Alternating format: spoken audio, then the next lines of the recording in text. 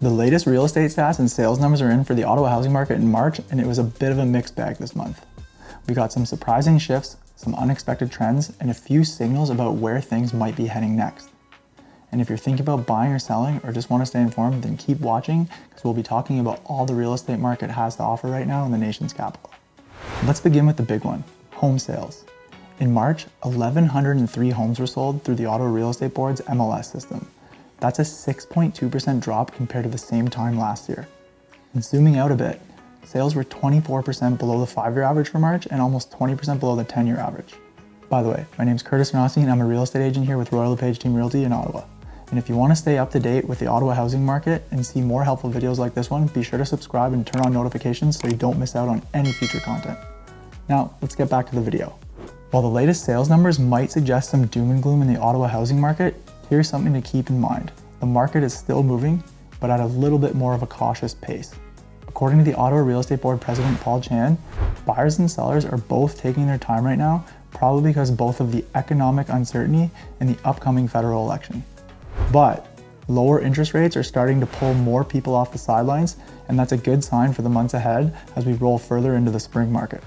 The MLS benchmark price for a home in Ottawa was $626,200 in March, and that's up 2.2% year over year. Prices definitely aren't skyrocketing, but they're holding steady and even rising a bit in certain segments. And here's how it breaks down. Single-family homes saw a benchmark price of $698,700, and that's up 2.7% from last year. Townhomes and row units came in at $431,200, and this is interesting as it's down 8% year over year. And apartments were sitting at $400,900, and that's down 4.3% compared to March of 2024.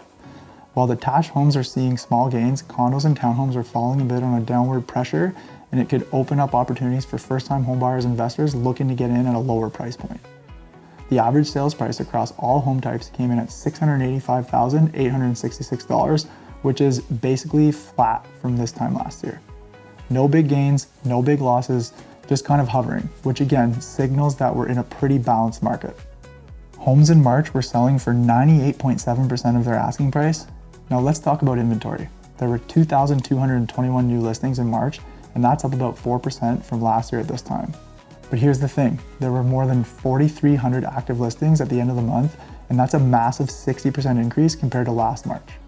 This means that buyers are seeing a lot more options on the market right now, and we're sitting in about 3.9 months of inventory, and that's up from 2.3 months of inventory last year. That's a significant shift. With a sales to new listing ratio of 49%, we're currently in what's considered a balanced market, where the market conditions favor neither buyers or sellers. The median days on market in March for residential properties was 19 days, but you might be wondering what all this means.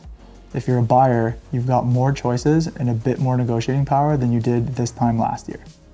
And if you're a seller, pricing your home correctly is critical in order to ensure it doesn't sit on the market for too long, especially in neighborhoods where the listings are starting to pile up. The current market rewards those who are most prepared and informed. Ottawa Real Estate Board President Paul Chan said, quote, "Looking ahead, there's some uncertainty on the horizon, especially with ongoing trade and tariff issues that could slow down new home construction. That could make our supply challenges even worse down the line." He also added that he's encouraged that the City of Ottawa has been engaged with new key stakeholders regarding the new zoning bylaw, which would enable more housing options for residents. And so there you have it. This has been your March 2025 update for the Ottawa housing market. Sales are moving a bit slower, inventory is way up, and prices are holding fairly steady. We're in a wait and see market right now, but there are definitely opportunities out there if you know where to look. And as always, if you have questions about buying or selling, or you just want to reach out and chat about your options, reach out to me anytime. I'm here to help. Thanks for watching, and I'll see you in the next video.